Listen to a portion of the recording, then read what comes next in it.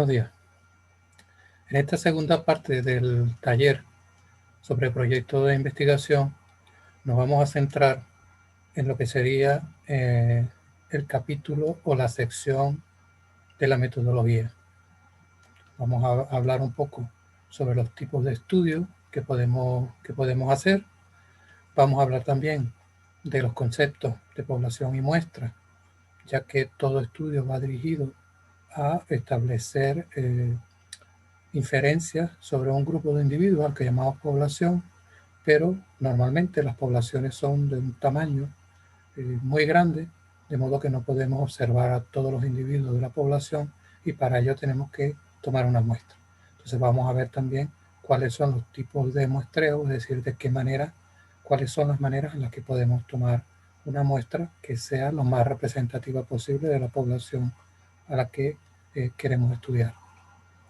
Vamos a hablar también de los instrumentos de medida y de las variables y vamos a clasificar las variables porque es importante saber el tipo de variables que estamos trabajando, ya que de ellas depende el análisis posterior que vayamos a hacer de los datos una vez que hayamos obtenido los datos del proyecto. También vamos a hablar un poco del procedimiento, es decir, cómo debemos escribir la parte del procedimiento paso a paso. Y al final vamos a hacer un resumen bastante resumido de cómo se analizan los datos y las pruebas estadísticas que son más comunes en el análisis de los datos. En primer lugar, indicaros que cuando planteamos la pregunta inicial de investigación, normalmente eso da origen a que nos hagamos algunas preguntas, como ya vieron en el anterior, y planteemos algunas hipótesis y objetivos. Entonces, la pregunta inicial de investigación es la que condiciona el tipo de investigación que vamos a hacer. Es decir, a partir de ahí debemos enfocar nuestro trabajo en obtener respuestas a esa pregunta inicial. De manera que ella es la que va a condicionar qué diseño metodológico vamos a utilizar para lograr nuestros objetivos. Es importante, y si alguna vez habéis revisado referencias bibliográficas, el trabajo de investigación en el área de la enfermería, veréis que al principio de todo trabajo se indica qué tipo de estudio es el que se realiza. Es importante porque distintos tipos de estudios nos dan distintas evidencias de qué es lo que está sucediendo. Hay estudios como los estudios experimentales que nos dan una alta evidencia. Hay otros tipos de estudios como por ejemplo el estudio de casos que tienen una evidencia baja y por lo tanto no permiten hacer en este caso que extrapolemos los datos a una población determinada ni nos permite contestar o contrastar hipótesis. Entonces es importante que describamos nuestro estudio y entonces vamos a ver los tipos de estudios, cómo se clasifican para que nosotros podamos indicar que en el caso de nuestro estudio particular a cuál de las clasificaciones o a qué tipo de estudio corresponde. Entonces debemos especificar el tipo de estudio, debemos describir el diseño, ¿sí? ¿Por qué? Porque vamos a ver más adelante que una cosa importante es que cuando nosotros escribimos nuestra metodología debemos hacerlo de una manera suficientemente clara para que cualquier investigador que quiera repetir ese estudio pueda realizarlo en unas condiciones idénticas o lo más parecidas posible a las que nosotros hemos utilizado. Por supuesto, el diseño que nosotros escojamos para nuestro estudio debe ser congruente con el problema que vamos a estudiar. Si vamos a estudiar un problema que requiere que tomemos datos para después analizarlo estadísticamente, pues no podemos entonces utilizar un diseño que no utilice datos, como por ejemplo un diseño cualitativo. Entonces, dependiendo de el tipo de estudio, el diseño que nosotros vayamos a utilizar debe ser congruente con lo que nosotros esperamos obtener una vez que se tomen los datos y se analicen. Bien, entonces vamos a ver la primera clasificación o la más general de los diseños o los diseños de investigación o los tipos de estudios. Y la clasificación más general lo que toma como referencia es el grado en que el investigador manipula lo que está observando. Entonces hay dos tipos de diseño, se llaman observacionales y experimentales. En el caso del diseño del tipo observacional, el investigador no manipula ninguna de las variables, sino que simplemente las observa y registra lo que está observando. Es decir, en este caso no hay una intervención del investigador en cuanto a manipular una variable. Cuando habla manipular es en un sentido científico, no significa que yo voy a cambiar datos ni a hacer nada extraño. Por ejemplo, manipular una variable, yo puedo decir, yo voy a verificar si un tratamiento es más efectivo que el tratamiento que se ha venido realizando de manera rutinaria en un cierto hospital. Entonces, el hecho de que yo decida qué tratamiento voy a comparar, si era el tratamiento de rutina, que lo podría considerar un control, y el nuevo tratamiento, ya ahí estoy haciendo una manipulación. Entonces, en ese caso, estaría manipulando una variable que sería el tipo de tratamiento y por lo tanto el diseño pasaría a ser experimental.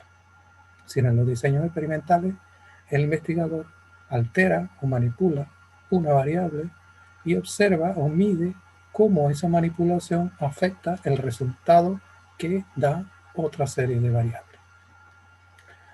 Por ejemplo, veamos dos ejemplos de cómo se puede enfocar la misma pregunta de investigación utilizando dos estudios de distintas categorías, uno observacional y uno experimental.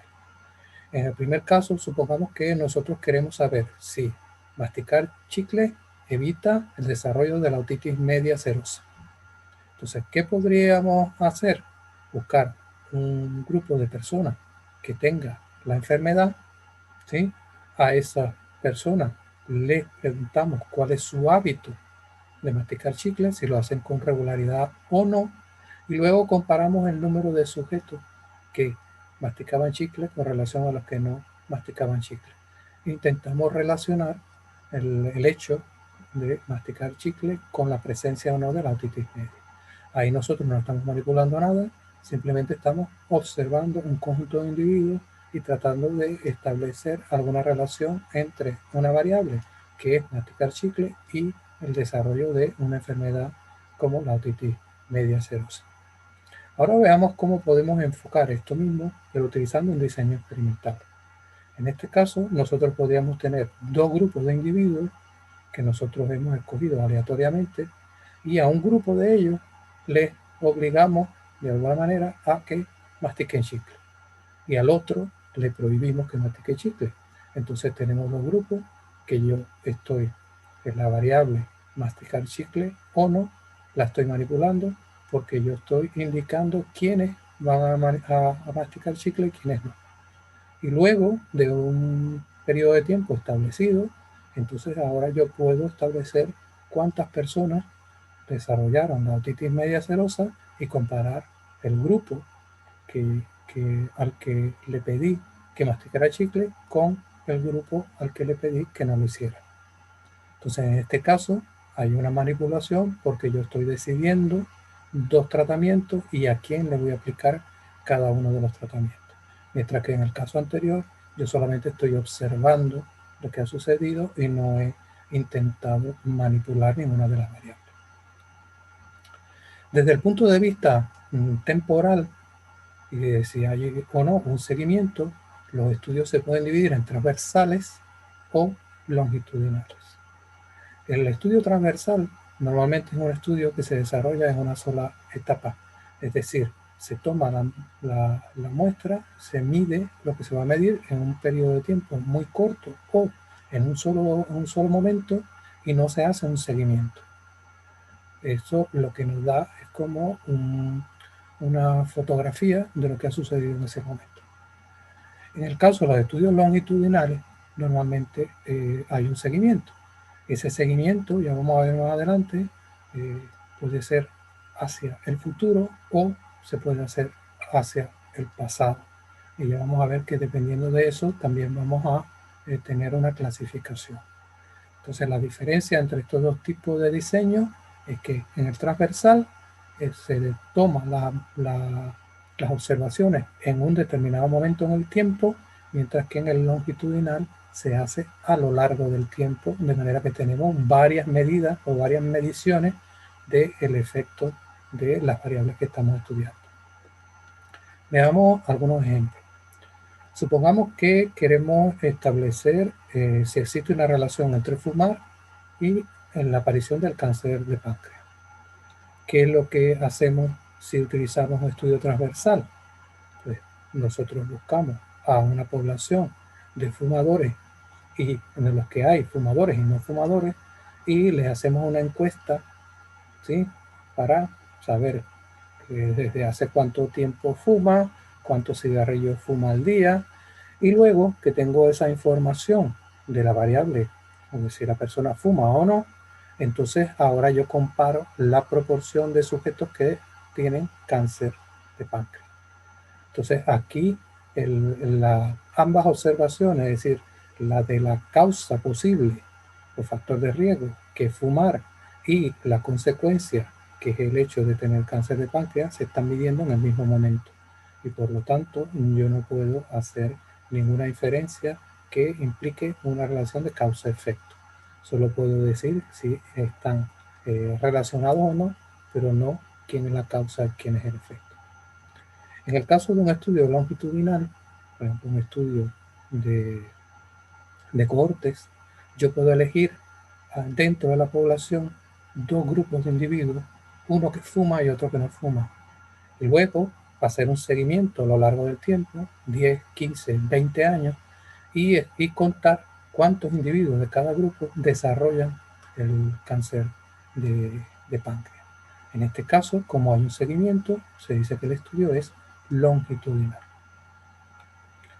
Desde el punto de vista de la finalidad, los estudios también se dividen en descriptivos y analíticos. En los estudios descriptivos, el investigador lo que se plantea es hacer una descripción de lo que está observando sin intentar buscar relaciones de causa-efecto ni hacer comparaciones entre individuos de distintos grupos. Mientras que en un estudio analítico, el objetivo del estudio es comparar distintos grupos de sujetos y hacer preguntas que tengan que ver con la relación de causa y efecto entre una determinada variable y otra. Veamos un ejemplo.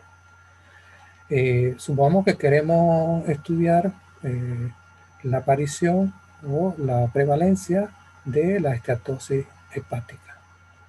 Si nosotros decidimos hacer un estudio descriptivo, lo que hacemos es observar en la población de sujetos, la población total, cuántas personas tienen en su historia clínica la aparición de esteatosis hepática. Y lo que hago es que registro el número de individuos y calculo la prevalencia o frecuencia con que esta enfermedad aparece dentro de la población. Lo puedo incluso relacionar con alguna otra variable como la ingesta de alcohol. Entonces yo en este caso lo que estoy es describiendo lo que estoy observando. En un estudio analítico yo tendría que tratar de establecer relaciones de causa-efecto. Entonces, ¿qué podría hacer?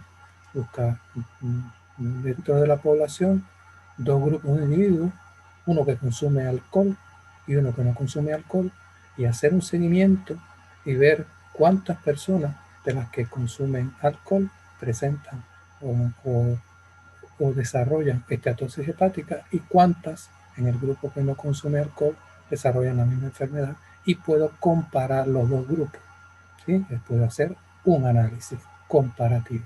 Entonces, en este caso, estaría haciendo un estudio analítico, mientras que en el anterior es un estudio observacional, ¿sí?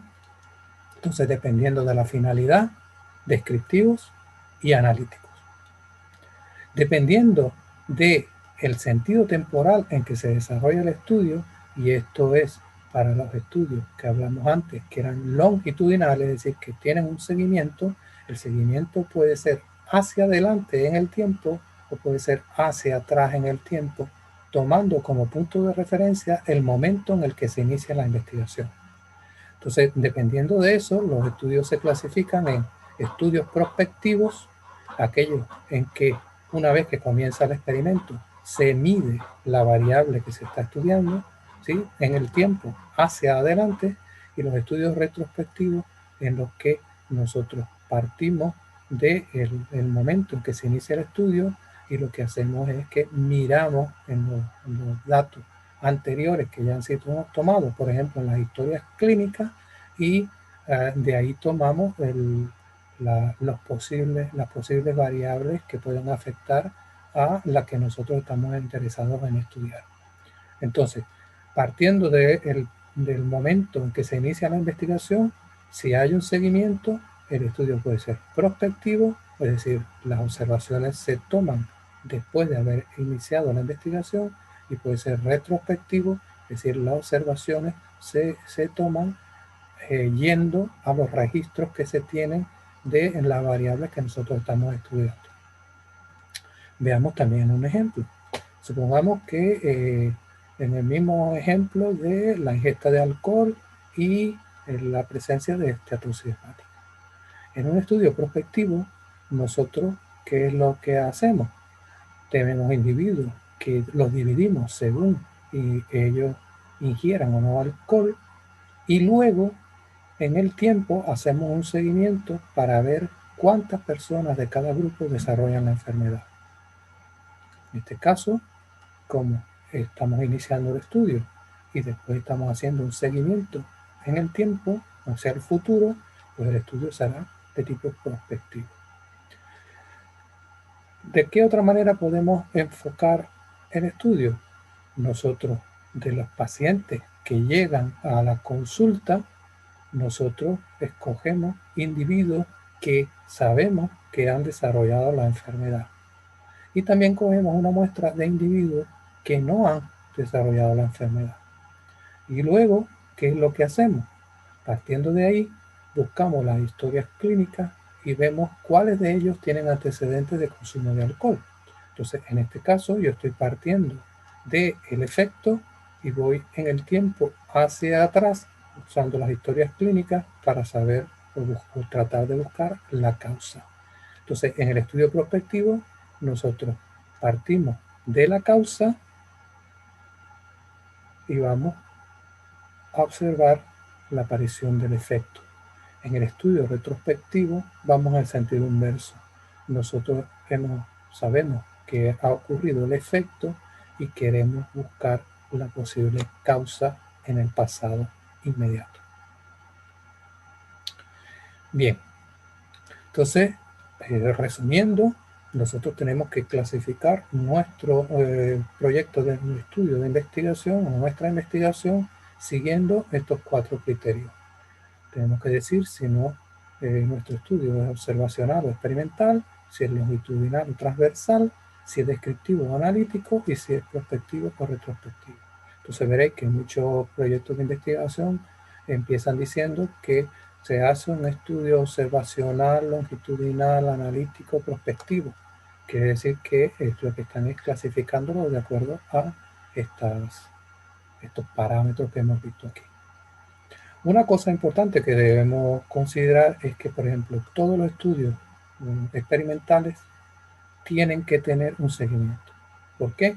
Porque empiezan con la manipulación de una variable y a partir de ahí queremos observar qué es lo que ha pasado. ¿Sí? Entonces tenemos que en el tiempo hacer una observación, es decir, tenemos que hacer un seguimiento. Ningún estudio de intervención puede ser retrospectivo por la misma causa. Yo aplico, ¿sí?, la variable que yo quiero estudiar y ahora tengo que esperar a ver cuál es el resultado de esa manipulación, y eso solamente puede ocurrir en el futuro, no puede ocurrir en el pasado el resultado de una manipulación en el presente. Y otra cosa es que siempre los estudios transversales son descriptivos. ¿Por qué siempre son descriptivos los estudios transversales? Porque al medir en el mismo momento las variables que se sospechan puede ser una causa o efecto, no podemos saber cuál ocurrió primero, cuál de las dos variables ocurrió primero, si la causa o el efecto. y por tanto no podemos llegar a establecer relaciones de causa-efecto, que sería el objetivo de un estudio analítico. Es decir, nunca puede haber una intervención en un estudio transversal. Muy bien. Ahora, una vez que nosotros hemos clasificado nuestro estudio, tenemos que darle un enfoque y decir qué tipo de estudio vamos a hacer. Y para eso hay dos tipos generales de investigación que dependen de si al final nosotros obtenemos datos que debemos analizar estadísticamente o no. Y para ello los estudios se clasifican en cuantitativos, es decir, aquellos en los que hacemos mediciones que después analizamos estadísticamente, y los estudios cualitativos, que solamente lo que queremos es comprender un fenómeno que estamos estudiando. Ya vamos a ver ahora una diferencia entre los dos tipos de estudios. También podemos hacer estudios mixtos, es decir, que parte de los objetivos se estudien utilizando técnicas cuantitativas y otra parte se haga haciendo técnicas cualitativas. Como estamos aplicando a la vez los dos tipos de estudios, pues tenemos un estudio que sería mixto, cuantitativo, cualitativo. Entonces, fijémonos un poco en las diferencias más generales o más importantes entre un estudio cuantitativo y un estudio cualitativo. En los estudios cuantitativos, el énfasis se hace en recoger datos, en medir cosas. Por ejemplo, medir la tasa de alcoholemia, medir la prevalencia de una enfermedad, medir o tomar valores de química sanguínea, colesterol, triglicéridos, medir la tensión arterial. En todos esos casos tenemos que obtener un valor numérico que luego tenemos que presentar los resultados de analizándolos estadísticamente, presentando resúmenes estadísticos. En el caso de la investigación cualitativa es más subjetiva y lo que se hace es que se observa o se trata de entender o se reflexiona sobre aspectos que son menos tangibles porque tienen que ver con las personas, su percepción ante alguna situación, su actitud, sus valores, y esas son cosas que son subjetivas. Entonces nosotros no podemos darle un número a ese tipo de cosas y no, normalmente la opinión de una persona pues la valoramos entre lo que cada uno opina, pero no lo llevamos a un número que podamos analizarlo.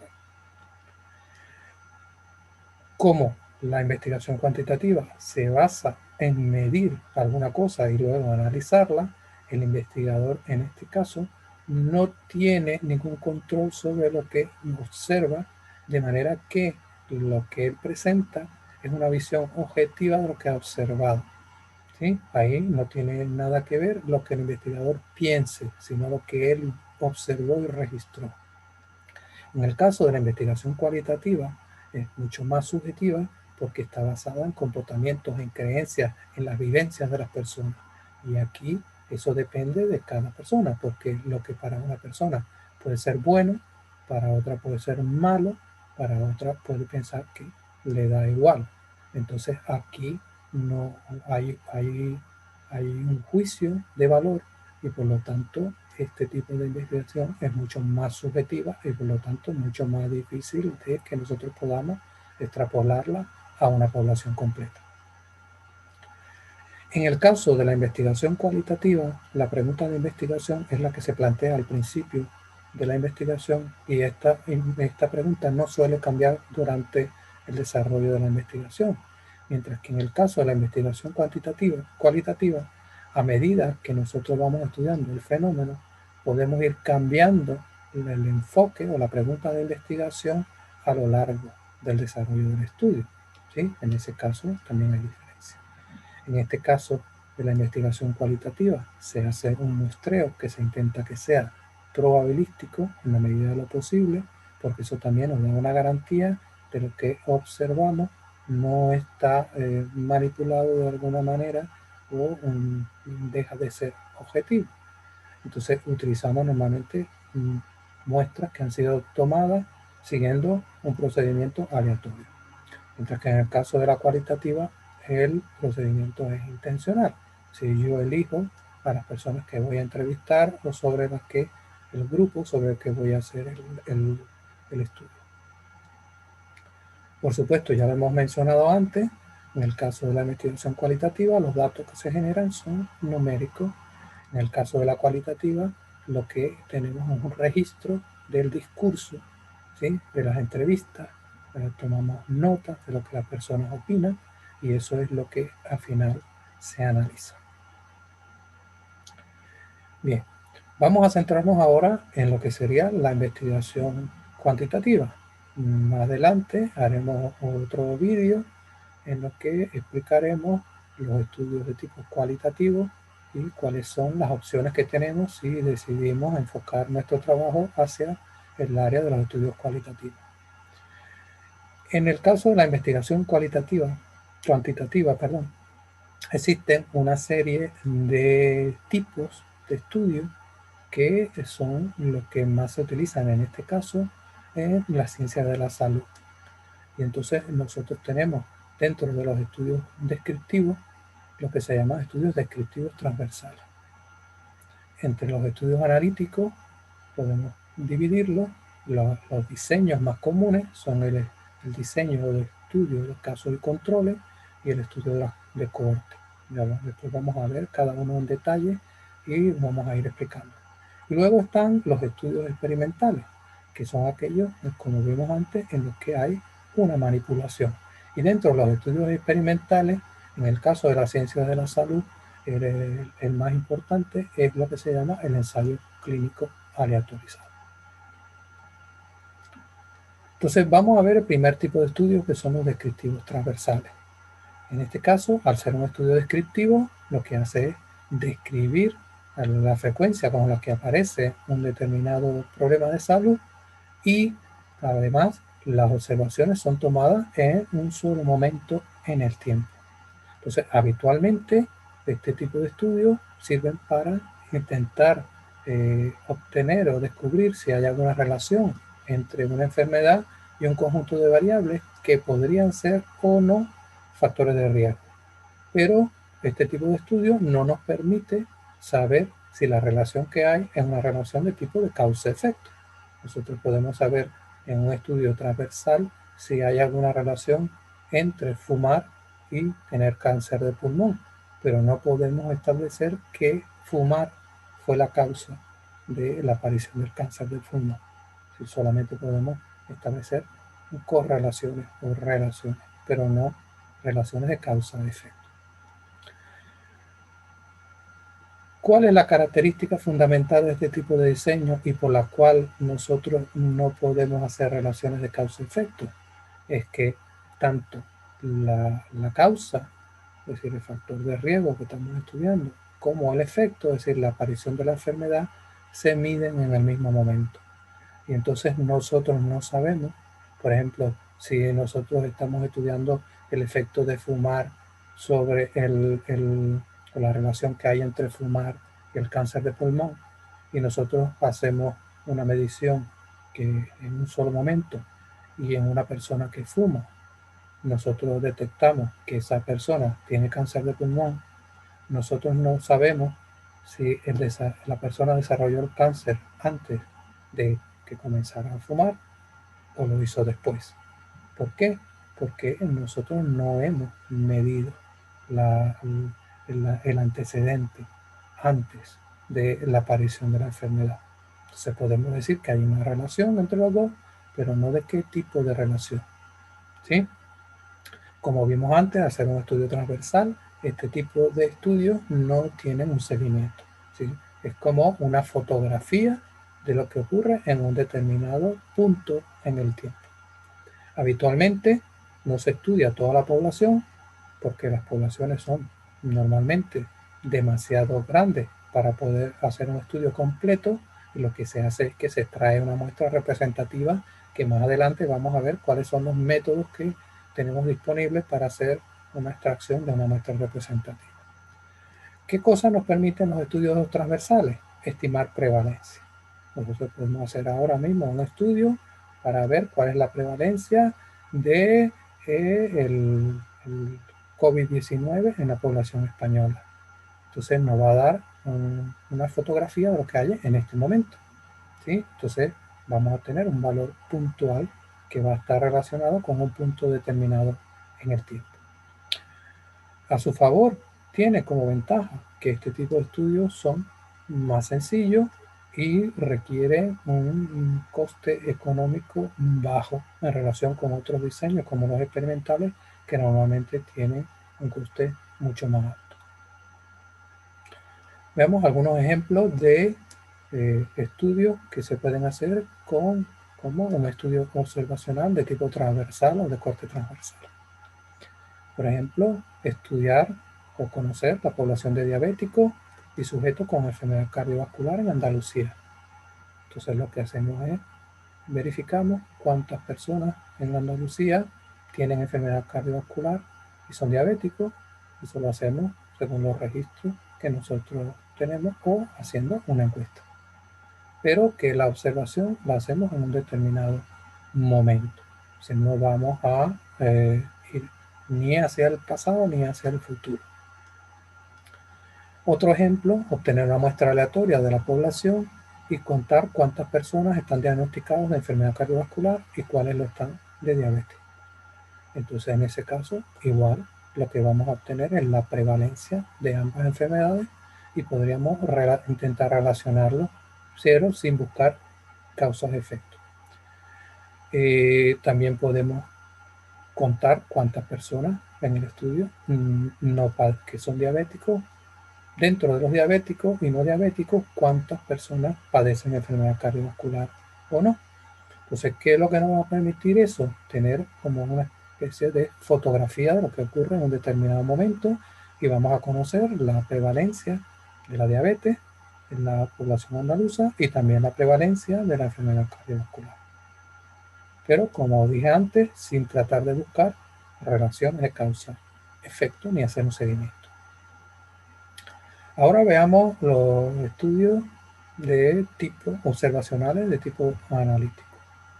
En este tipo de estudio, lo que queremos es buscar relaciones de causa-efecto. Y hay dos tipos de estudios que son los que más se utilizan en el caso de la ciencia de la salud, que son el estudio de casos y controles y el estudio de cohortes. En el estudio de casos y controles se va desde el efecto a la causa y en el estudio de cohorte se va desde la causa al efecto. Ya vamos a verlos con más detenimiento cada uno de ellos. Entonces vamos a hablar un poco del estudio de casos y controles. ¿Cómo se realiza un estudio de casos y controles?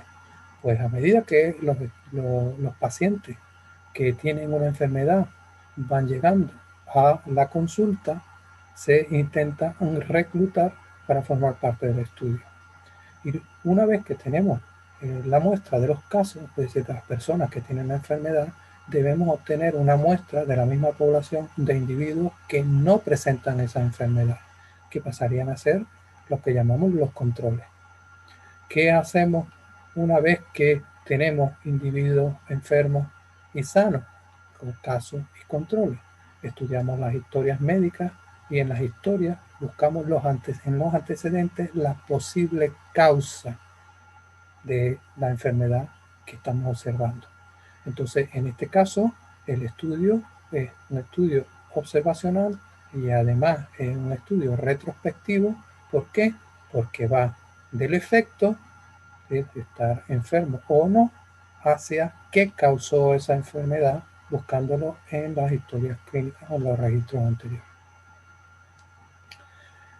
Importante que ambos grupos tienen que pertenecer a la misma población y además haber tenido la misma posibilidad de estar expuestos a el efecto que nosotros estamos buscando. En este tipo de estudios, además, no se puede calcular la incidencia o la prevalencia. ¿Por qué? Porque los casos no se eligen al azar y por lo tanto no son una muestra aleatoria de lo que hay en la población. Y eso no nos permite que podamos hacer cálculos de la incidencia o de la prevalencia. ¿Por qué? Porque estamos obteniendo todos enfermos. Entonces, la prevalencia entre los casos va a ser el 100%, pero porque lo estamos escogiendo así deliberadamente. Es decir, que eso no nos da un índice de la prevalencia en la población. Igual con los controles. Los controles son personas que están sanas. Entonces, ahí la prevalencia va a ser 0. ¿Sí? Entonces, este tipo de estudio no permite medir incidencia o prevalencia, y además lo importante aquí es que va desde el efecto, es decir, sabiendo que las personas tienen o no la enfermedad, se va retrospectivamente, es decir, hacia el pasado, a tratar de localizar la causa. En el estudio de cohorte, la situación funciona un poco a la inversa. Nosotros tomamos de la población una muestra suficientemente grande y la dividimos en 2 grupos de acuerdo con si ellos están expuestos o no a un factor de riesgo que nosotros queremos estudiar. Una vez que los individuos en el punto inicial, ningún individuo padece la enfermedad. Es decir, todos los individuos están sanos para la enfermedad que nos interesa. Y lo único que conocemos de ellos es si están o no expuestos a los factores de riesgo que nosotros queremos estudiar. Ahora, a partir de ahí, nosotros hacemos un seguimiento hacia el futuro. Normalmente estos estudios son bastante largos, esa es una de sus desventajas. Pueden durar 10, 15, 20 años. Y también por esa misma causa suelen ser mucho más caros o costosos a la hora de realizarlos que un estudio de casos y controles.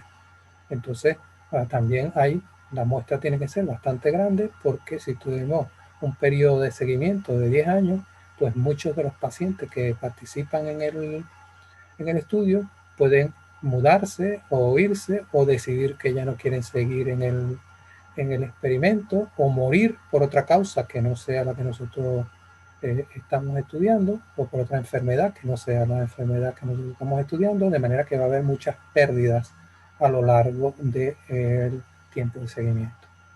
Entonces nosotros en este caso partimos de individuos que están todos sanos y que están divididos según la presencia o no de un factor de riesgo.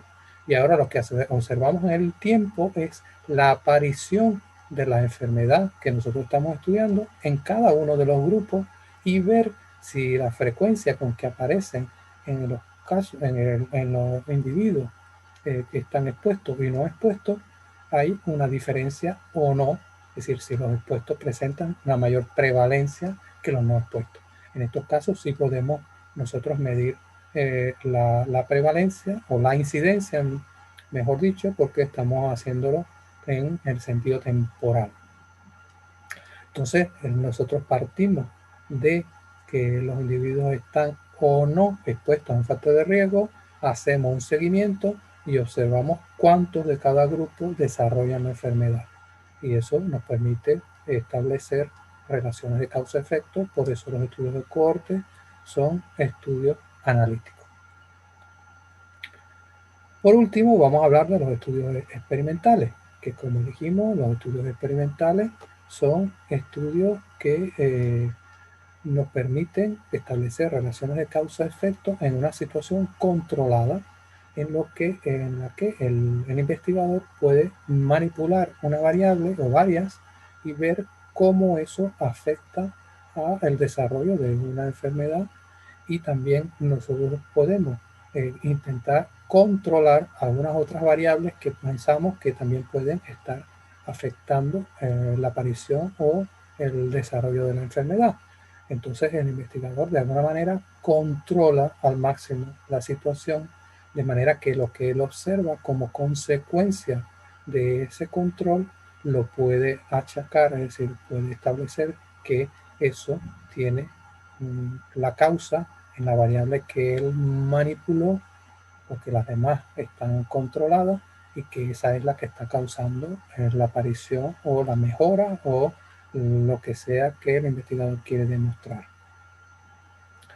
Entonces, este tipo de diseño experimental siempre son longitudinales y prospectivos, es decir, partiendo de la manipulación de una variable que pensamos que es la causa, ¿sí?, del fenómeno que queremos estudiar. Vamos al futuro a hacer las observaciones y ver cómo esa causa afecta a la variable que nosotros estamos estudiando, que puede ser la aparición de una enfermedad, la mejora de los pacientes, el hecho de que las personas se curen o no, depende de un tratamiento que estemos aplicando. Entonces, siempre que aplicamos un tratamiento o hacemos alguna intervención, entonces tenemos un diseño de tipo experimental. Importante en el diseño experimental que los individuos, cuando tenemos varios grupos, los individuos de los que disponemos para hacer el experimento deben ser elegidos de manera aleatoria para componer cada uno de los grupos a los que nosotros les vamos a manipular la variable causal. Eso lo que hace es que impide que el procedimiento de elección vaya a afectar el resultado que vamos a obtener. Una cosa importante es que este tipo de estudios no se pueden realizar para todas las preguntas de investigación que podrían requerir un estudio experimental porque tiene algunos problemas éticos. Por ejemplo, nosotros para saber si una determinada sustancia produce cáncer, nosotros no podemos tomar a dos grupos de pacientes y a uno darles la sustancia para ver si ellos se enferman y desarrollan un cáncer. ¿Por qué? Porque desde el punto de vista ético nosotros no podemos hacer ningún procedimiento que nosotros pensemos que puede afectar la salud de un paciente. Entonces, se utiliza este tipo de estudios sobre todo cuando queremos, por ejemplo, comparar cómo mejoran los pacientes cuando nosotros utilizamos, por ejemplo, dos tipos de tratamiento, sabiendo que los tratamientos no van a afectar negativamente al individuo, porque eso estaría fuera desde el punto de vista ético. Dentro de los estudios experimentales, cuando se desarrolla con personas, es decir, con pacientes, se le llama el ensayo clínico, que hay un error. Entonces, los ensayos clínicos, como en todo estudio experimental, se debe aleatorizar a los individuos para formar parte, es decir, cada individuo tiene que haber tenido la misma posibilidad de ser incluido en uno de los grupos que se está utilizando. Supongamos que tenemos un grupo control y un grupo experimental. Supongamos en el caso de están probando la vacuna contra el COVID-19 y tienen personas experimentales, es decir, a los que le van a poner a inocular la vacuna con el virus atenuado del COVID-19, individuos a los que le van a poner un placebo. Así que le van a vacunar, pero sin el virus. ¿Sí? Entonces, para que no haya un efecto y que, por ejemplo, pongamos en el grupo del COVID a los individuos más fuertes o más sanos o más jóvenes, ¿sí? O sin que no formen parte de un grupo de riesgo específico, nosotros lo que hacemos es que de todos los individuos que tenemos para la investigación, al azar, decidimos no porque es al azar, escogemos a los individuos que van a formar parte del grupo al que se le va a dar la vacuna y al grupo al que se le va a dar el placebo. De manera que cada persona individual va a tener la misma posibilidad de haber sido escogido para estar dentro del grupo de los vacunados o del grupo de los que llevan el placebo. Cuando se hace un ensayo clínico, también es importante que no haya ningún efecto de lo que piensa el investigador o incluso los pacientes sobre el efecto que va a tener la variable que se está estudiando. ¿Por qué? Porque hay una cosa que se llama dentro de los individuos que son estudiados, es decir, de los pacientes, hay una cosa que se llama el efecto placebo. Si la persona sabe que le están inoculando un medicamento o dando un medicamento, eso puede hacer que la persona automáticamente se sienta mejor, pero no por un verdadero efecto de la droga que está tomando o del medicamento o de la vacuna, sino porque él siente que al haberlo tomado va a mejorar. ¿Sí? Igual, si nosotros tenemos el investigador que está haciendo el experimento, si él está intentando establecer si la vacuna del COVID-19 es bastante fiable, ¿qué va a hacer él? Él puede, aunque lo haga no de manera, ¿cómo decir? Él puede, aunque él no lo quiera hacer, él puede estar intentando que el resultado de lo que él quiere, ¿sí? Entonces, eso no es que la persona lo fuerce, pero a lo mejor, supongamos, después de tomar un medicamento, hay que entrevistar a la persona y preguntarle si se siente mejor. Entonces, supongamos, el investigador puede, si una persona que él sabe que tomó el medicamento le dice que no se siente mejor, y si él piensa o está seguro que el medicamento debería mejorar al paciente, probablemente puede que le insista y decirle, por ejemplo, seguro, porque seguro que no te sientes mejor. Y a lo mejor ahora el paciente duda y dice, bueno, sí, me siento un poquito mejor. Entonces, aunque el investigador lo haga de manera inconsciente, en ese caso él está tratando de alterar el resultado de lo que el paciente va a decir sobre sí mismo. Entonces, para evitar ese tipo de cosas que pueden afectar el desarrollo, el cálculo de los datos y la respuesta que vamos a tener, la pregunta inicial, es por lo que se hacen una serie de técnicas que se llaman técnicas de enmascaramiento. ¿En qué consisten esas técnicas? También se le llaman técnicas de ciego.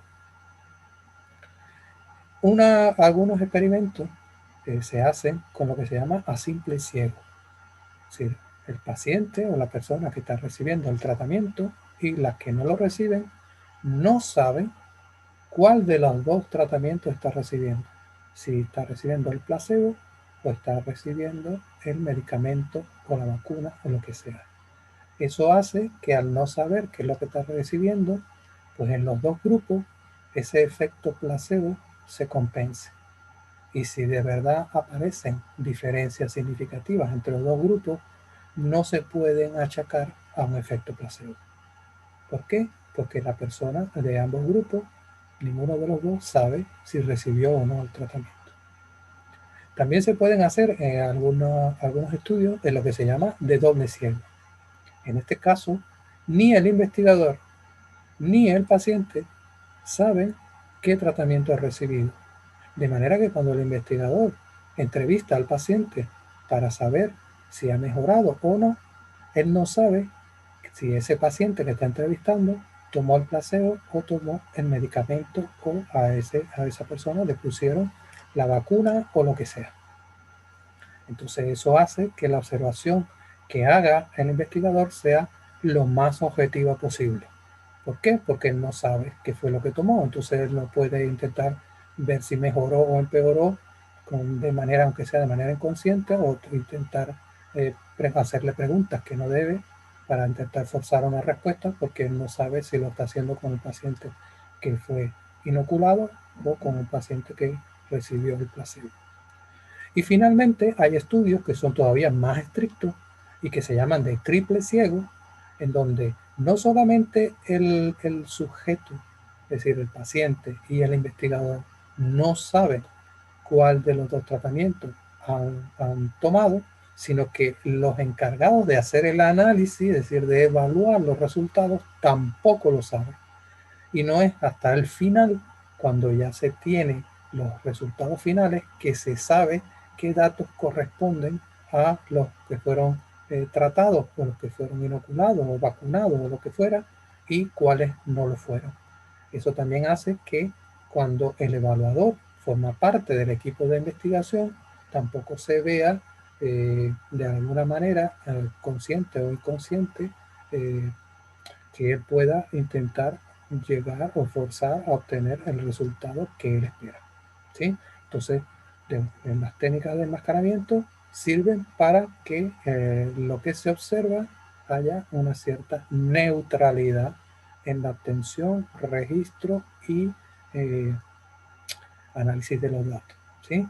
Entonces, hablemos de estudios de simple ciego o de ciego, en donde el paciente no sabe qué tratamiento ha tomado, el doble ciego, en que ni el paciente ni el investigador saben qué tratamiento ha tomado cada uno, y el triple ciego, en donde además de los pacientes y los investigadores, los evaluadores, es decir, los que analizan los datos, tampoco saben a la hora de analizar los datos quiénes tomaron o no el tratamiento. En este esquema, un esquema de cómo se desarrolla un estudio de tipo experimental. Entonces, nosotros normalmente se obtiene de la población diana o población de referencia, se aplican unos ciertos criterios de inclusión y exclusión y se obtiene lo que se llama la población experimental o de estudio, es decir, aquella que tenemos disponible para tomar la muestra. De ahí nosotros tenemos que, una vez que tenemos el consentimiento informado de los pacientes, porque para cualquier estudio que nosotros hagamos en el área de la ciencia de la salud, si vamos a trabajar con personas, tenemos que pedirle un consentimiento. Y para que la persona dé ese consentimiento, debe saber exactamente qué consecuencias podría tener el hecho de participar o no en el estudio para él. Por eso se le llama consentimiento informado. Entonces, una vez que los participantes aceptan formar parte del experimento, entonces es cuando se dividen en dos grupos según las técnicas de nuestro evaluatorio. Y tenemos los que van a ser intervenidos y los controles. Normalmente es cuando se toma la muestra, se toma un número superior al que se necesita. ¿Por qué? Porque durante el desarrollo del experimento, es decir, en el seguimiento, puede haber pérdida. ¿Por qué? Porque la persona no cumple, la persona tiene una reacción adversa y debe salir del experimento, la persona decide que ahora no quiere seguir participando, la persona se muda del sitio. Supongamos que estamos haciendo un estudio en Cádiz y ahora la persona se va a vivir a Alemania. Entonces esa persona la perdemos para el seguimiento. Entonces, una vez que obtenemos los resultados, es decir, la respuesta, medimos la respuesta al tratamiento que estamos aplicando, hacemos el análisis de los resultados, comparamos los dos grupos, lo interpretamos y hacemos nuestra conclusión desde el punto de vista clínico para decir si el nuevo tratamiento funcionó o no funcionó, ¿sí? Porque el resultado puede ser que funcione o que no funcione, y ambos resultados son totalmente válidos. Entonces, algunos ejemplos de preguntas que se estudian con el enfoque de un ensayo clínico serían, por ejemplo, administrar ácido acetilsalicílico, es decir, el componente de la aspirina, previene la aparición de infarto agudo de miocardio. Entonces, ¿qué tendríamos que hacer?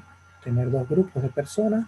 A una le damos, le prescribimos para que tome ácido acetilsalicílico y al otro no. Y ahora vemos la aparición del infarto agudo de miocardio y podemos ver si la frecuencia con que aparece el infarto es mayor en el grupo control que en el grupo que tomó el ácido acetilsalicílico. También podemos ver, por ejemplo, la incidencia de reinfarto. Entonces, tomando personas que ya han tenido un primer infarto, las dividimos en dos grupos. A una le prescribimos que tome el medicamento, es decir, el ácido acetilsalicílico o aspirina, y al otro grupo no, y vemos cuántas personas de cada grupo tienen un reinfarto, es decir, aparece un nuevo infarto en el tiempo. Y comparamos los dos grupos. También podemos ver si, por ejemplo, en personas diabéticas, el hecho de hacer una intervención educativa, de enseñarles algunas normas de comportamiento que puedan coadyuvar en el desarrollo de su enfermedad, y ver si eso mejora la glicemia de los pacientes. ¿Sí? El que ellos asistan, por ejemplo, a un pequeño curso, a una pequeña charla de cómo mejorar el control de su glicemia. Entonces tenemos dos grupos de personas, unos a los que se les da la charla sobre el control de la glicemia y otros a los que no se les da la charla. Y luego vemos si en el grupo al que se le dio la charla, pues hay un mejor control o no de la glicemia. Bien, nosotros hemos estado hablando antes de la población sobre la cual se hace el estudio y sobre la que queremos nosotros hacer inferencias o contestar la pregunta de investigación, Y también hemos dicho que normalmente las poblaciones son demasiado grandes y que no podemos estudiar a todos los individuos de una misma población y que necesitamos tomar una muestra, ¿sí? Entonces, normalmente en los estudios, cuando hacemos un proyecto de investigación y una vez desarrollada la investigación, nosotros tenemos que dejar claro cuál es la población a la que está dirigida nuestro estudio. ¿Por qué? Porque eso nos va a dar una idea de cuán extrapolables son nuestros datos, cuántos son ellos generalizables. Por ejemplo, si nosotros vamos a hacer un estudio sobre la diabetes en niños menores de 10 años, pues la población a la que va enfocada son los niños menores de 10 años, no son todos los niños. Entonces nosotros, en este caso, describimos, ¿sí?, cuál es la población a la que nosotros dirigimos nuestro estudio, es decir, la acotamos. ¿Para qué? Para que se sepa exactamente sobre quién estamos haciendo nosotros nuestro estudio. Debemos indicar también cuál es la procedencia de los sujetos que forman parte de nuestra muestra, justificar el por qué elegimos esa población y no otra, y además debemos incluir en nuestro proyecto cuáles son los criterios de inclusión y de exclusión de las personas que van a participar en la muestra. ¿Por qué? Porque a lo mejor si nosotros vamos a hacer un estudio, supongamos, prospectivo, para ver la aparición de diabetes en un grupo de personas y relacionarlo con el tipo de alimentación que llevan, pues no podemos incluir en ese estudio personas que ya tengan diabetes. Entonces, un criterio de exclusión sería que la persona padezca diabetes. ¿Por qué? Porque si es un estudio que lo que quiere ver es si la diabetes aparece a consecuencia de un estilo de vida, nosotros no podemos ya tener personas diabéticas. Tenemos que partir de personas sanas y ahora hacer un seguimiento en el tiempo y contabilizar en cuántos de ellos aparece la diabetes.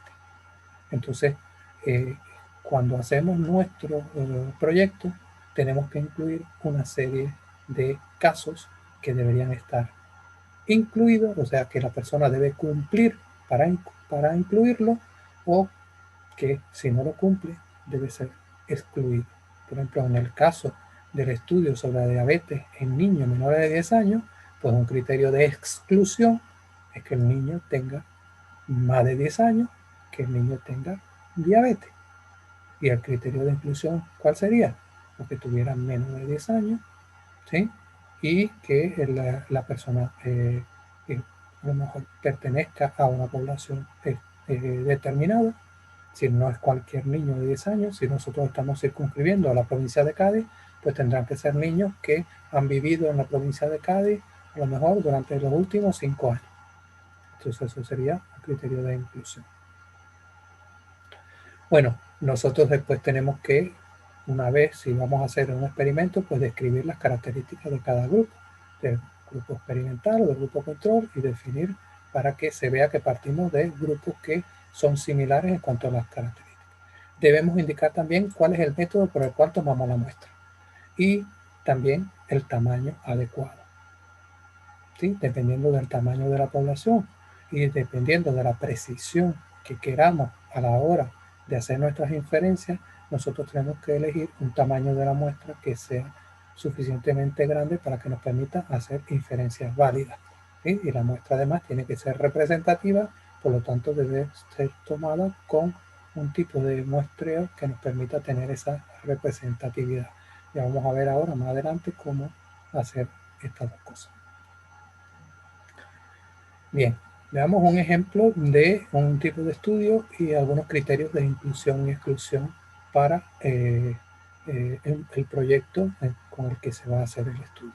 Supongamos que tenemos pacientes, hombres y mujeres, con edades entre 18 y 60 años, que acuden a un hospital con dolor crónico, ¿sí? Y estos pacientes que he incluido, pues habían sufrido dolor crónico no maligno durante al menos 3 meses. Además, se incluye un grupo control, pacientes de menos de 18 años que asistían, de al menos 18 años que asistían a la consulta por otros temas de salud preventiva, pero que no tenían dolor. Entonces tenemos casos y controles. Ahora, ¿cuál podría ser unos criterios de inclusión? Por ejemplo, que el paciente sepa leer y escribir. Y diríamos, bueno, ¿y por qué tiene que saber leer y escribir? Pues porque a lo mejor en nuestro trabajo lo que vamos a hacer para obtener los datos es una entrevista autoadministrada. Entonces, si la persona no sabe leer, pues no va a poder saber qué es lo que le están preguntando, no va a poder tampoco describir, escribiéndolo, ¿sí?, qué es lo que le está sintiendo. Pacientes que sean capaces física y mentalmente para participar en el estudio. Si no podemos poner a personas que no sepan qué es lo que está pasando a su alrededor. Entonces tienen que ser personas que desde el punto de vista físico y mental estén sanas. También pacientes que dan su consentimiento. Dentro de los criterios de exclusión, pues pacientes que tengan demencia, pacientes que han sido diagnosticados con dolor crónico anteriormente o pacientes que padecen una enfermedad que produce dolor crónico. Es decir, cualquier cosa que pueda alterar lo que nosotros queremos estudiar en nuestra muestra. Y ahora vamos a ver un poco los tipos de muestreo. La toma de la muestra se puede desarrollar según dos tipos de técnicas generales. Un grupo de técnicas que se llaman probabilísticas, es decir, en donde entra en juego el azar a la hora de escoger a los individuos, y nosotros vamos a obtener una muestra en la que los individuos tienen una probabilidad conocida de haber sido tomados para formar parte de la muestra. Y otro tipo de muestreo que se llama no probabilístico, en donde no se pueden aplicar a las técnicas de aleatorización y por lo tanto los sujetos no interviene el azar en la obtención de la muestra, ¿sí? Dentro de los estudios probabilísticos tenemos el muestreo aleatorio simple, que vamos a describir cada uno individualmente, el muestreo sistemático, el muestreo estratificado y el muestreo por conglomerado. Y dentro de los no probabilísticos hay muchos más que esto, hay el de bola de nieve y otros varios, pero nosotros vamos a describir los tres que más se utilizan en la ciencia de la salud, que es el muestreo consecutivo, también llamado de casos consecutivos. Este es el que más se utiliza de los tres, el muestreo por conveniencia y el muestreo utilizando personas que salen como voluntarias. Entonces, ¿cuáles son las características de un muestreo aleatorio simple? Una de las características es que todos los individuos de la población sobre la que nosotros partimos deben tener la misma probabilidad de ser escogidos para formar parte de la muestra. A eso se le llama que sea equiprobabilístico. X significa igual. Es decir, todos los individuos deben tener la misma probabilidad de formar parte de la muestra. Una cosa importante es que para hacer un muestreo aleatorio simple, nosotros debemos tener un listado completo de la población. Entonces, a veces esto no es posible. Entonces, este tipo de muestreo solamente lo vamos a hacer si conocemos a la población y podemos tener un censo de la misma. ¿Sí? ¿Por qué? Porque a partir de ese censo es que, utilizando una tabla de números aleatorios o utilizando un programa, porque muchos de los paquetes estadísticos actuales te dan la posibilidad de escoger una muestra aleatoria. Entonces tú, a partir de la población, teniendo el listado completo, escoges al azar un número determinado de individuos que son los que van a formar parte de la muestra. Luego está el muestreo sistemático, también es un muestreo probabilístico y que en realidad es una modificación del muestreo aleatorio simple. Lo que hacemos en el muestreo sistemático, en este caso también conocemos el tamaño total de la población, ¿sí? Y también tenemos el censo de la población, y lo que hacemos es que teniendo el tamaño de la población y el tamaño de la muestra, calculamos un índice, ¿sí?, que se llama constante de muestreo, que consiste en dividir el tamaño total de la población entre el tamaño de la muestra. Supongamos que nosotros tenemos una población de 10.000 enfermeros. Y para hacer un estudio del total de enfermeros que hay en España, nosotros queremos tomar una muestra de 1000. Entonces, lo que hacemos es que dividimos 10.000 entre 1000 y nos da 10. Y a eso es lo que llamamos constante de muestreo. ¿Qué hacemos? A partir de ahí, nosotros tenemos nuestros 10.000 individuos y tenemos el censo, ¿sí? A cada individuo le asignamos un número, desde el 1 hasta el 10.000, y una vez que las personas tienen asignada su número, entonces nosotros tomamos un número aleatorio, pero que esté comprendido entre el 0 y la constante de muestreo. Entonces supongamos que de los números aleatorios sacamos y sale el 7. Entonces los individuos están ordenados y busco el individuo que tiene la posición número 7. Y ahora, a partir de ahí, empiezo a sumar la constante de muestreo y el segundo individuo que voy a escoger, como la constante es 10 y el primero es el 7, va a ser el individuo que está en la posición 17, después el 27, el 37, el 47 y así sucesivamente hasta que haya escogido los 1000 individuos. Entonces, en este caso, la ventaja que tiene sobre el muestreo aleatorio simple es que es mucho más fácil de realizar y además también te permite que tú hagas como un barrido a lo largo de la población completa y puedas obtener individuos que están en todo el rango posible. En el muestreo estratificado, esto se utiliza cuando los individuos se pueden ser clasificados por una variable, normalmente una variable categórica, y esa variable te permite formar subgrupos que son homogéneos. Por ejemplo, el sexo de las personas. Entonces nosotros podemos dividir a la población en hombres y mujeres y después tomar una muestra de hombres y una de mujeres. ¿Qué va a evitar el muestreo estratificado? Que a lo mejor tomando una muestra aleatoria hayan en la muestra, supongamos, 800 hombres y 200 mujeres. Es decir, que esté desbalanceada desde el punto de vista de la variable sexo que nosotros podemos querer saber si la variable de sexo tiene un efecto en la variable que estamos estudiando. Entonces no podemos tener una muestra desbalanceada. Entonces, para evitar ese desbalance, lo que hacemos es que dividimos a la población por sexo y luego tomamos una muestra aleatoria de hombres, una muestra aleatoria de mujeres y después las reunimos todas en una sola muestra. También podemos hacer una estratificación, por ejemplo, por la edad. Entonces podemos dividir a la población en grupos de edad y luego tomar una muestra dentro de cada grupo de edad. ¿Qué conseguimos con eso? Que en nuestra muestra final estén representados todos los grupos de edad. ¿Sí? Nosotros podemos hacer el tamaño de la muestra de cada grupo igual o podemos también hacerlo de manera que cada grupo esté representado según su prevalencia. Por ejemplo, si nosotros vamos a estudiar y vamos a trabajar con los alumnos de enfermería de primero, ¿sí? Y sabemos que entran de 96 alumnos, el 80% o el 85% son mujeres y el otro 15% son hombres.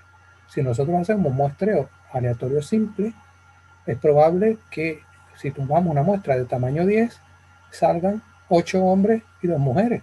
Y eso no sería representativo de la población que queremos estudiar. Entonces, ¿qué tendríamos que hacer? Sabiendo que las mujeres representan el 80%, pues ellas deben formar el 80% de la muestra final. Entonces lo dividimos en hombres y mujeres y obtenemos un número de mujeres de manera aleatoria que represente el 80% de lo que será la muestra final. Y así vamos a estar seguros de que nuestra muestra va a ser representativa. Entonces nosotros podemos estratificar y después tomamos una muestra aleatoria en cada uno de los grupos y al final los reunimos todos para formar parte de la muestra. El muestreo de conglomerado es parecido al muestreo estratificado, pero en este caso, en los conglomerados no son personas que son clasificadas según una variable que nosotros podemos utilizar como el sexo, la edad o lo que sea, sino que son grupos de individuos que forman un conjunto que está de alguna manera separado de otros conjuntos o grupos. Y normalmente se utiliza cuando la población que nosotros queremos estudiar es una población muy grande y está dispersa, y además no podemos disponer de un censo de la población. Entonces, ejemplos de conglomerados son, por ejemplo, provincias, comunidades autónomas, hospitales, centros de salud. Entonces, la característica o la diferencia de esos conglomerados en relación con lo que serían los estratos en un muestreo estratificado es que aquí en los conglomerados, dentro de un conglomerado, las personas son todas muy diferentes entre sí, mientras que en un estrato la mayoría de las personas se parecen mucho entre ellas y hay mucha diferencia entre un estrato y otro. Por ejemplo, si tenemos un estrato que es el sexo, pues las personas que están en el mismo estrato se parecen mucho en esa variable. ¿Por qué? Porque todas son mujeres o todos son hombres. Mientras que en un muestreo por conglomerado y nosotros tomamos un hospital, pues en ese hospital habrá muchos tipos de pacientes y por lo tanto la muestra en este caso no es homogénea.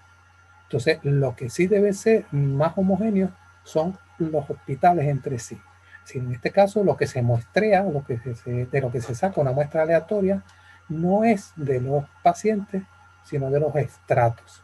Y una vez que tenemos los estratos, entonces estudiamos todos los individuos que forman parte del estrato.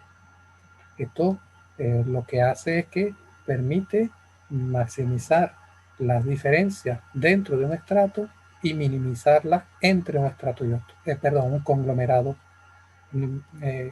Maximizar las diferencias en los individuos que forman parte del mismo conglomerado y minimizarlas entre individuos entre un conglomerado y otro. Bien. Luego están los muestreos no probabilísticos y tenemos el muestreo de casos consecutivos, que es el que más se utiliza en la ciencia de la salud, sobre todo en los diseños de casos y controles. ¿Por qué? Porque los individuos que van a formar parte de la muestra se toman a medida que van apareciendo en la consulta. Normalmente los estudios de casos y controles se utilizan para estudiar enfermedades que son raras, de manera que si nosotros hacemos un muestreo aleatorio en la población, probablemente en la muestra no haya ningún enfermo o haya muy pocos.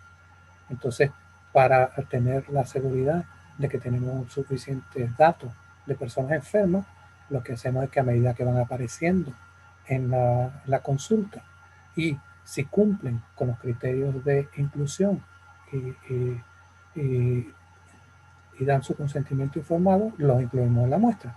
Entonces, en ese caso, los pacientes no han sido tomados de manera aleatoria.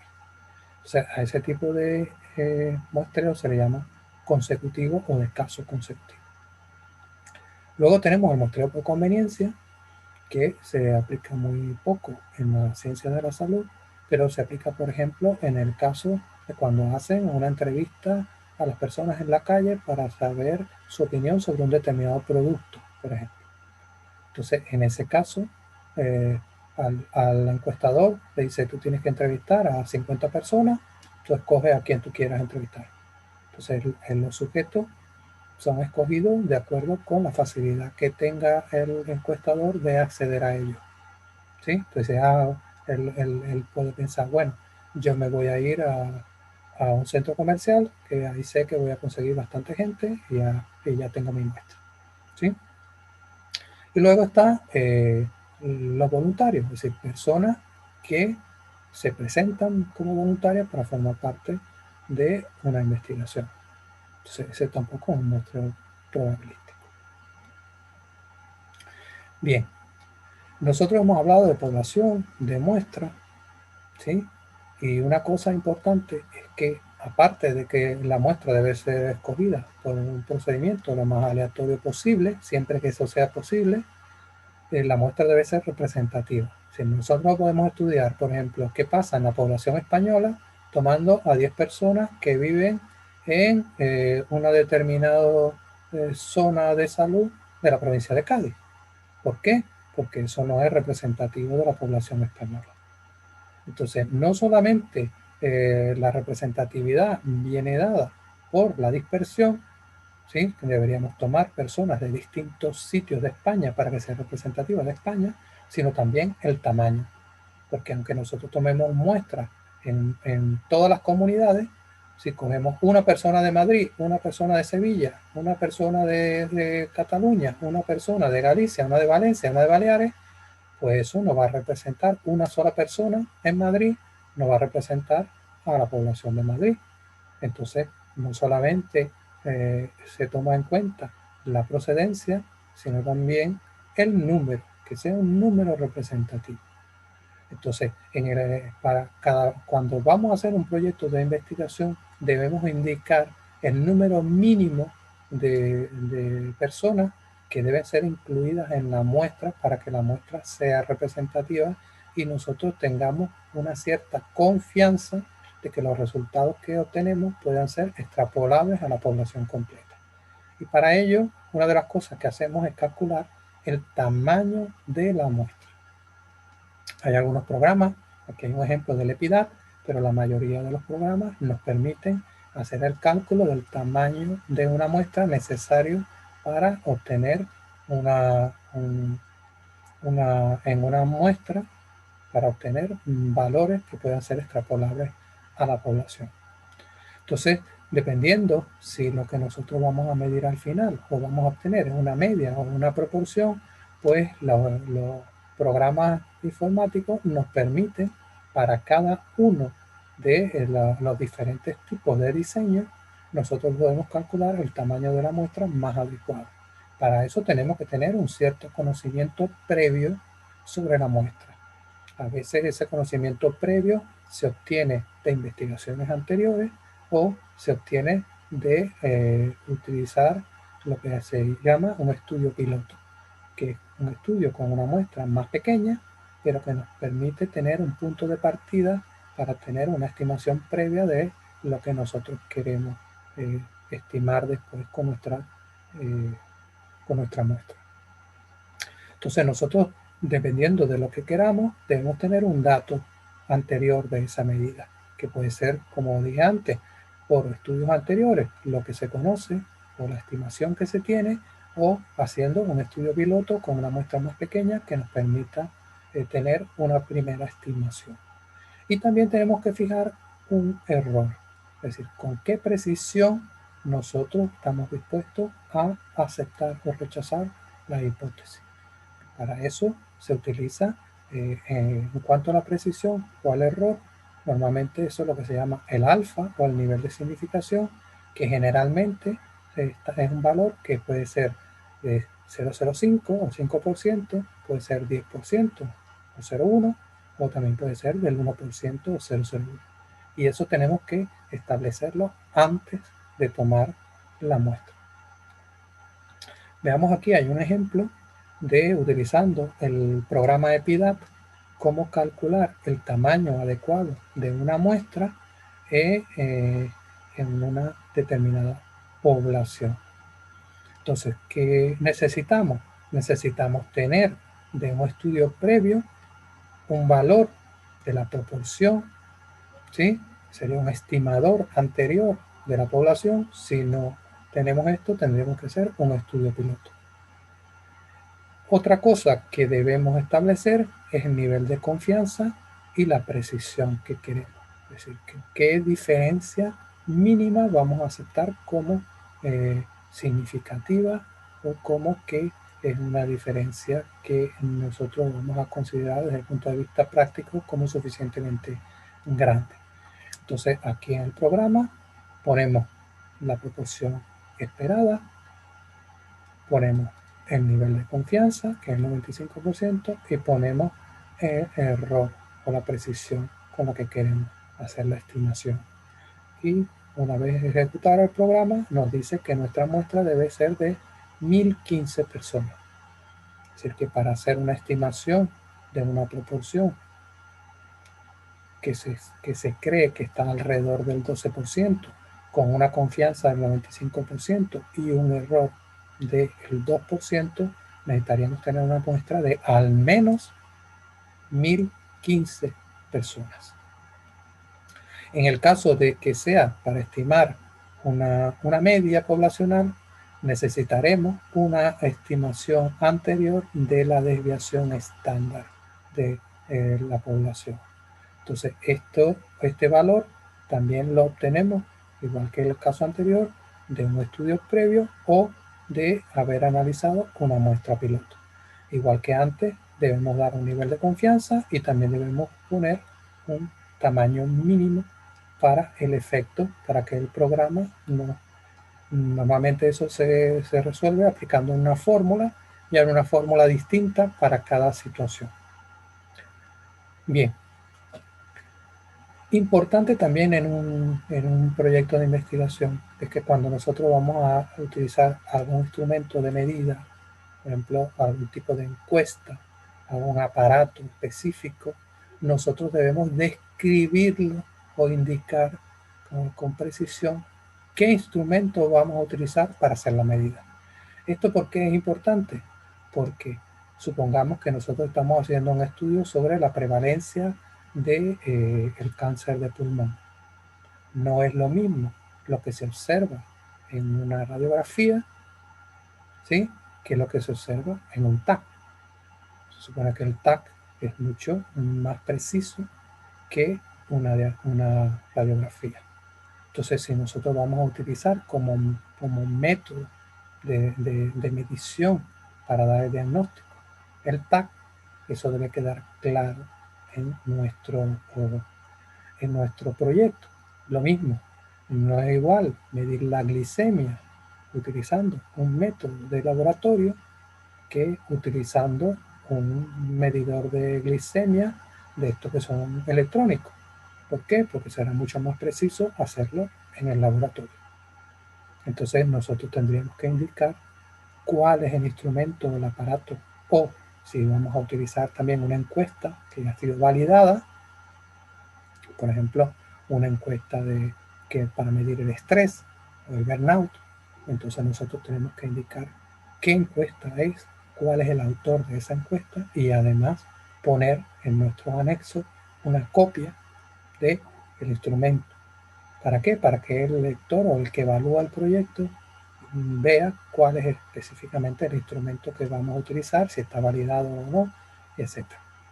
Entonces, ¿qué otra cosa es importante? Nosotros debemos, no vamos a poner, por ejemplo, que vamos a utilizar lápices o bolígrafos, porque eso no es relevante. Pero sí, si vamos a utilizar un análisis estadístico, debemos decir qué programa estadístico vamos a utilizar. Por ejemplo, el análisis se realizará utilizando el SPSS o el EPIDAT o el R-Commander o el StatGraphic o el paquete estadístico que nosotros hayamos escogido. Bien. Nosotros hasta ahora también hemos estado hablando de variables, ¿sí? Las variables de estudio, las variables que son las causas, las variables por las que medimos la consecuencia.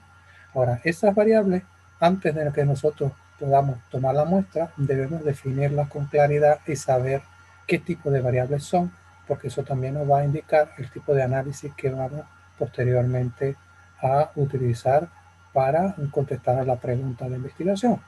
Entonces, las variables, igual que las investigaciones, también se clasifican en grupos. Y hay dos grandes grupos, que son las variables numéricas, es decir, aquellas que como resultado de la medición vamos a obtener un número, un valor numérico. Y hay otras variables que no son numéricas y que son variables cualitativas. Estas se llaman cuantitativas, estas se llaman cualitativas. Las variables cualitativas lo que miden es una característica, una cualidad. Por ejemplo, el sexo es una variable cualitativa, ¿sí? El estado civil, el lugar de procedencia, la nacionalidad de una persona, el color de los ojos, esos son variables cualitativas. Y en contraposición, las variables numéricas son aquellas que como resultado tenemos un número, la edad de la persona, su altura, su peso, su nivel de colesterol, la presión arterial, la temperatura. Esas son variables cualitativas. A su vez, ambos tipos de variables se pueden dividir. Las variables cuantitativas se dividen en variables cuantitativas continuas, que son aquellas variables que entre dos valores cualquiera nosotros podemos tener valores intermedios. Normalmente son variables que tienen una unidad de medida, que tienen decimales. Por ejemplo, la temperatura es una variable continua, el nivel de colesterol, el nivel de glicemia, la edad, el peso, la altura, ¿sí? Hay otras variables que solamente toman valores con números enteros y que normalmente es el resultado de contar algo. Entonces, ese tipo de variables no tiene valores intermedios. Por ejemplo, el número de partos que tiene una mujer durante su vida fértil, el número de hijos que tiene una familia. Eso nosotros no podemos decir que es una familia o que una mujer ha dado a luz 3,4 veces. O fueron 3 o fueron 4. Entonces, el número que resulta de una variable discreta siempre es un número entero. Independientemente de que si presentamos la media pueda tener decimales. Pero lo que es la variable original son números siempre números enteros. Entonces, algunos ejemplos, el número de hijos, el número de partos, ¿sí? El número de visitas o de veces que acude a urgencia. Entonces, esas variables son discretas. Luego, dentro de las variables cualitativas, tenemos la variable cualitativa nominal y como lo dice la definición, son aquellas que solamente tienen un nombre: sano y enfermo, hombre, mujer, tratado, no tratado, vivo, muerto, ¿sí? Son variables, por ejemplo, el estado civil, casado, soltero, divorciado. Esas son variables que la característica se mide como un nombre y que no se le puede dar ningún orden específico. Da igual el orden en que lo pongamos, los resultados no se deben alterar. Y luego están las variables cualitativas ordinales, que son aquellas en las que se especifica un orden determinado. Por ejemplo, en algunos casos, por ejemplo, algunos tumores, se puede decir que están en estado 1, 2, 3, 4. ¿Sí? En ese caso, estamos dando un orden que se supone que el estado 4 es porque el cáncer está más avanzado que en el estado 3 y ese a su vez que el estado 2. Entonces, esa variable tiene un orden. Cuando se estudian, por ejemplo, las preferencias, también eso tiene un orden. Si yo digo, me gusta poco, me gusta mucho, me gusta exageradamente, y por el otro lado digo, no me gusta, lo detesto, eso tiene un orden. Entonces ese orden hay que considerarlo a la hora de evaluar los datos. Entonces ese tipo de variables que tienen un orden se llama ordinal. También las variables se pueden clasificar en un experimento o en una investigación según si la variable está midiendo la consecuencia de algo, es decir, el efecto, o está midiendo la causa de algo. Cuando la variable mide el efecto o la consecuencia, a esa variable se le llama dependiente, ¿sí? Porque ese efecto va a depender de los valores que tome la variable que la está afectando, que por ser la variable causante se le llama variable independiente. Entonces podemos clasificar las variables según cuál es el papel que están jugando en el diseño, como variables dependientes, las que miden el efecto, y variables independientes, las que miden la causa. Bueno, esto es lo que ya os he explicado antes. Aquí tienen algunos ejemplos de cada uno de los tipos de variables. Y aquí tienen un esquema para identificar lo que es la variable dependiente e independiente con un ejemplo. Supongamos que nosotros queremos saber si aumentar los años de educación en un grupo de personas aumenta sus ingresos. En este caso, la variable independiente, es decir, la causa, la que hace que aumenten los ingresos, es los años de educación, mientras que la consecuencia, que es los ingresos, el volumen de ingresos, sería la variable dependiente, porque es la que mide el efecto, ¿sí? El efecto de la variable que sería la causa, que sería la variable independiente. Entonces, el efecto lo mide la variable dependiente y la causa lo mide la variable independiente. Entonces, Importante en el desarrollo de un proyecto y cuando se hace una publicación científica, que nosotros debemos describir de manera secuencial y con suficiente detalle nuestra metodología para que cualquier persona que quiera duplicar ese experimento lo pueda hacer de la manera lo más parecida posible a las condiciones que nosotros utilizamos en el nuestro, ¿sí? Entonces debe estar escrito de una manera que se explique, que la persona, para entender cómo se hizo el experimento o cómo se va a hacer el experimento, no tenga dudas.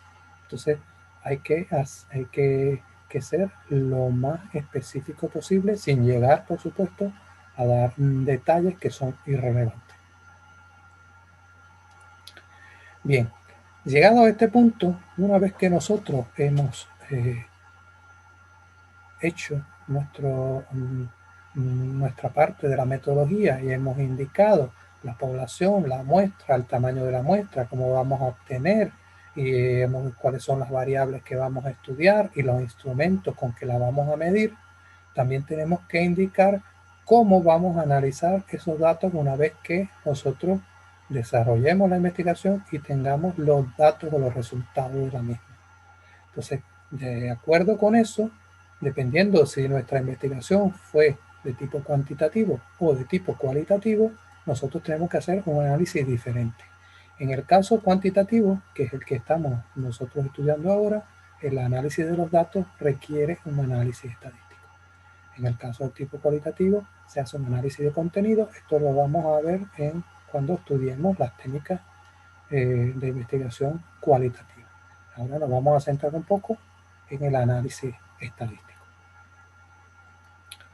Entonces, el análisis estadístico, nosotros tenemos que indicar en nuestro proyecto qué análisis vamos a utilizar, con qué vamos a comparar las muestras, si hay una comparación, qué tipo de medidas vamos a utilizar para describir la muestra, medida de tendencia central, de dispersión, si vamos a utilizar la media, la moda, la mediana, el rango intercuartílico, si vamos a hacer correlaciones y también vamos a indicar si vamos a hacer comparaciones, qué técnica es la que vamos a utilizar.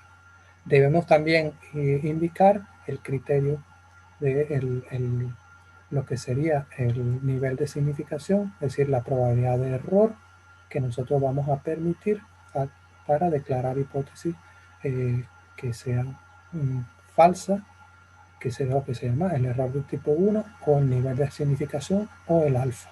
Debemos establecer cuál va a ser ese nivel que nos va a permitir decir si en nuestro contraste de hipótesis se va a declarar significativo o no significativo, es decir, si hay diferencias o no estadísticamente hablando entre los grupos que se están comparando. Debemos utilizar, por supuesto, una prueba que sea congruente con el diseño. Por ejemplo, no vamos a utilizar una prueba que es para dos grupos cuando en nuestro diseño tenemos tres grupos. Entonces tendríamos que utilizar una prueba que permita el análisis de tres grupos, que ya vamos a ver después un resumen de los distintos tipos de pruebas, los más comunes, porque dentro de las pruebas estadísticas hay todo un universo de pruebas dependiendo de situaciones muy específicas. Y también especificar el software que vamos a utilizar. Si vamos a utilizar SPS, SPSS, EPIDAT, SAS, Stata, R o el que vayamos a utilizar. Normalmente el inicio del análisis de los datos comienza con un análisis descriptivo de la muestra y de los resultados que hemos obtenido. Entonces, dependiendo del tipo de variable, nosotros vamos a utilizar un tipo de análisis diferente. Entonces, si las variables son cualitativas, es decir, del tipo hombre, mujer, sano, enfermo, ¿sí? O de tipo ordinal, el análisis descriptivo se hace mostrando las frecuencias y los porcentajes en los que aparece cada una de las categorías en las que se dividió la muestra de acuerdo con esa variable. Es decir, cuánto porcentaje de hombres y de mujeres, cuánto porcentaje de enfermos y de sanos había en la muestra. En cuanto a las variables cuantitativas, normalmente se utilizan algunas medidas que se llaman descentralización y de dispersión, como la descentralización o de tendencia central. Son, por ejemplo, la media, la moda, la mediana, Y de desviación está la desviación típica, la varianza, el rango intercuartílico. Entonces, dependiendo del tipo de variable, tenemos que indicar qué es lo que vamos a utilizar. También, cuando se hace un análisis bivariante y se quieren hacer comparaciones utilizando alguna técnica o prueba estadística, muchas de estas técnicas requieren que los datos sigan una distribución específica, generalmente la distribución normal. Entonces también si vamos a hacer algún tipo de comparaciones o análisis bivariante, debemos saber si los datos son normales o no. Para eso se utilizan una serie de pruebas.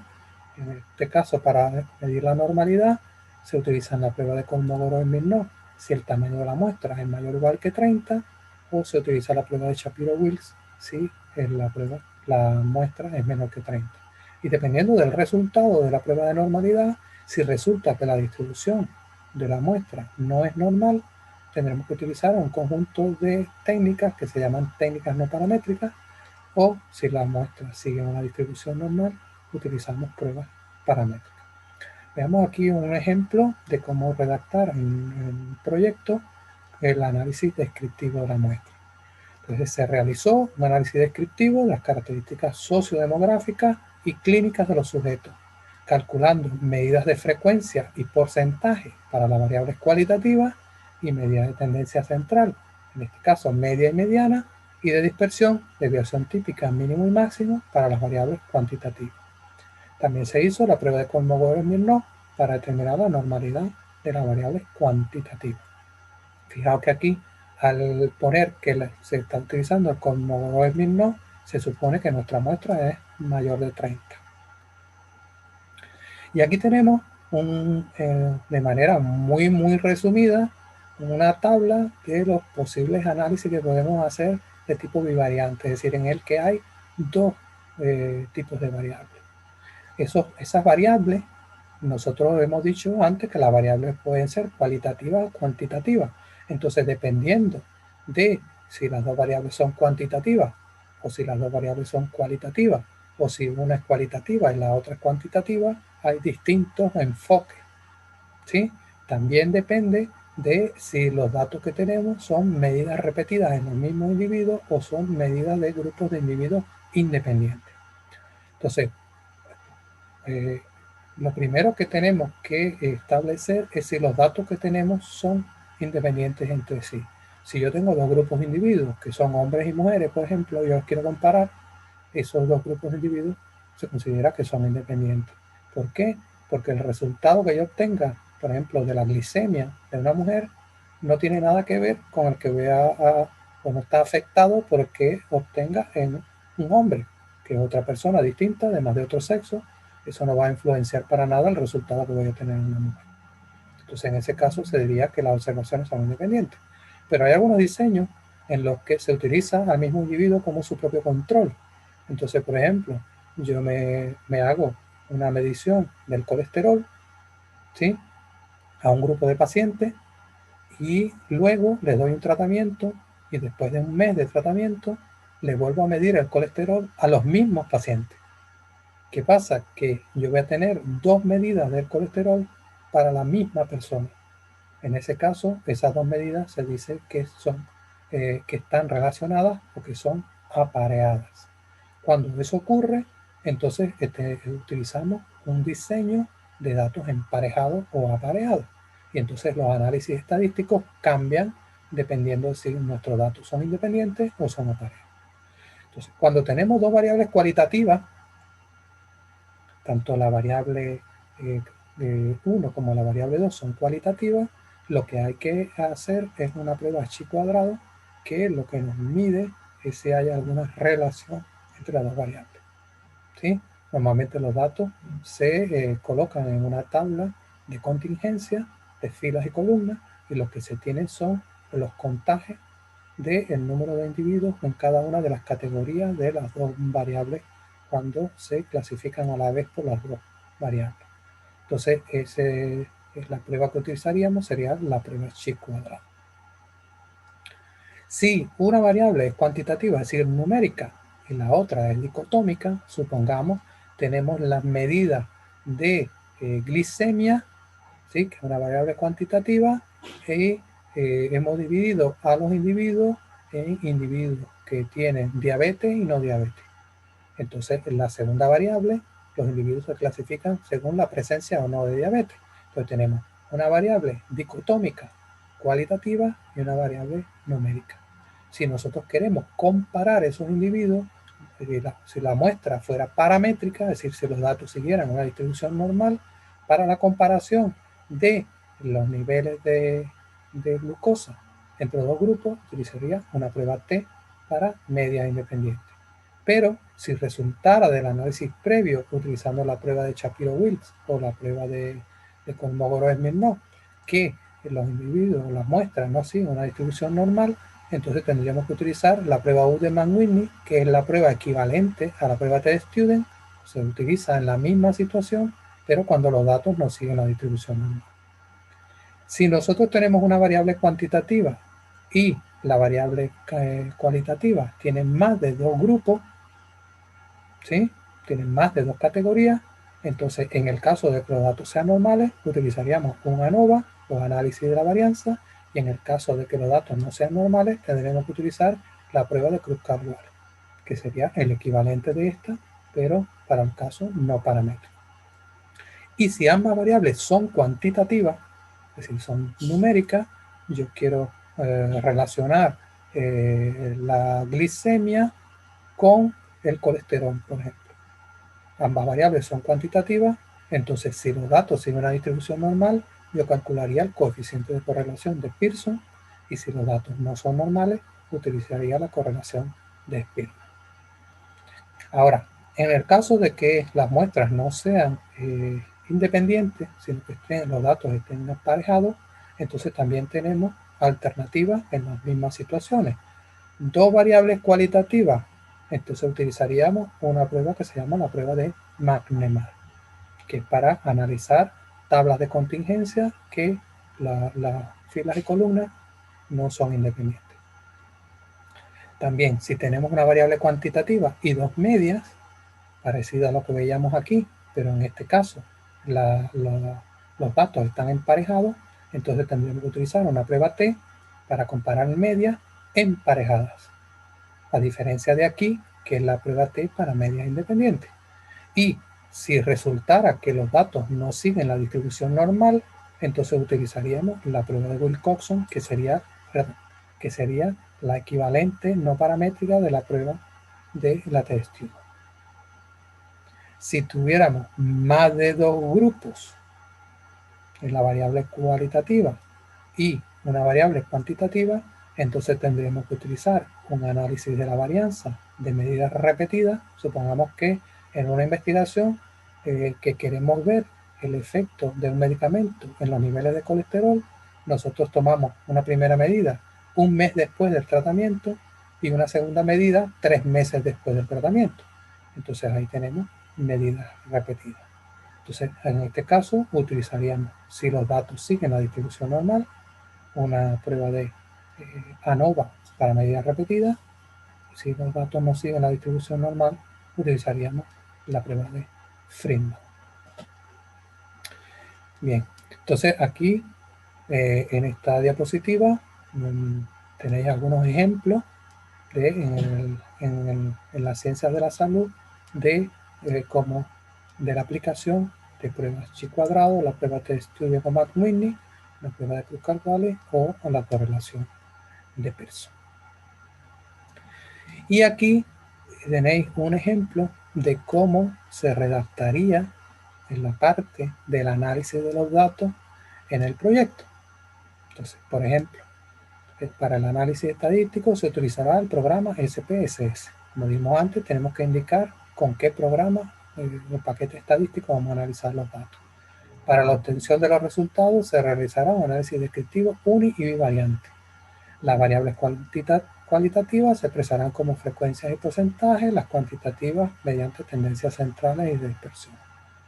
Las variables describimos ahora cuáles son las variables que vamos a medir, como variables continuas, la edad, el nivel de conocimientos previos, como cualitativas, las cuantitativas discretas, la experiencia laboral, la hora de inicio de las medidas de y horas de inicio de las medidas de precaución, como cualitativa, el sexo, el género, la categoría profesional, el nivel de estudio, y después indicamos el tipo de análisis que vamos a realizar. Posteriormente se realizará un análisis de variantes de las variables principales, grado de conocimiento, percepción, secundaria y las técnicas estadísticas que vamos a utilizar. Fijaos que aquí están puestas todas las que hemos visto antes, pero en un proyecto específico no tienen por qué estar todas, solamente aquellas. Este es un ejemplo que tiende a ser lo más general posible, por eso ponen varias, pero no necesariamente en un proyecto específico tiene que haber todo esto. A lo mejor solamente se hacen pruebas chi cuadrado, o se hacen chi cuadrados y ANOVA, o chi cuadrados y pruebas T, o chi cuadrados y Kruskal-Wallis, o lo que sea. Pero tenemos que indicar en cada una cuál es la prueba y para qué análisis se está utilizando. ¿Sí? Por ejemplo, para establecer la relación entre la categoría profesional y el grado de acierto, se utilizará la prueba de chi cuadrado. Para comparar el efecto de los 3 tratamientos utilizados, se utilizará un análisis de la varianza. Entonces, describimos el tipo de análisis que esperamos una vez que tengamos los datos que vamos a utilizar para el resultado. Bien, con esto terminamos lo que sería la parte cuantitativa del proyecto de investigación, y en una tercera presentación entonces nos vamos a presentar cómo sería la parte en el proyecto de la investigación de tipo cualitativo, los tipos de diseño desde el punto de vista cualitativo, cómo se enfoca, cómo se obtienen los datos y cómo se tendrían que presentar los análisis y los resultados.